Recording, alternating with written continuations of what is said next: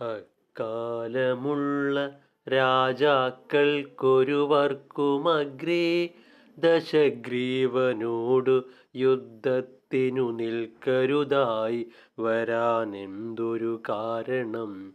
പൃഥ്വിപതികൾക്കു ശക്തിയില്ലായ്കയോ നക്തഞ്ചരേന്ദ്രനു ശക്തി പെരുക്കയോ? കുംഭോദ്ഭവനതു കേട്ടു ചിരിച്ചുടനംബോജലോചനനോടരുളി ചെയ്താൻ. എങ്കിലോ കേൾക്ക നീ പങ്കജലോചന, ഹുങ്കാരമുൾക്കൊണ്ടു ലങ്കേശ്വരൻ തഥാ സങ്കടം ദേവാദികൾക്കു ചേർത്തുള്ളിലാതങ്കം മുനിവരന്മാർക്കും വളർത്തുടൻ ചെന്നു പൊക്കിയിടിനാൻ മാഹിഷ്മതീപുരം. തന്നിലവിടെ കൃതവീര്യനന്ദനൻ നർമ്മേച്ഛയാ നിജ നാരീജനവുമായി നർമ്മദയിങ്കലാം മാറുപോയിടിനാൻ.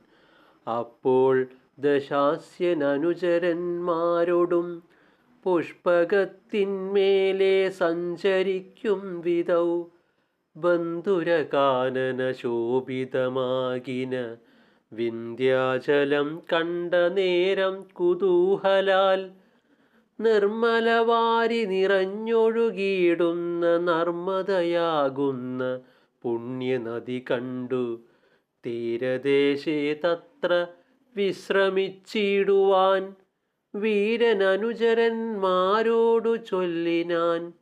ഓരോ നൃപവരന്മാരോടു പോർ ചെയ്തു പാരമുള്ളാലസ്യമാശു തീർത്തിടുവാൻ.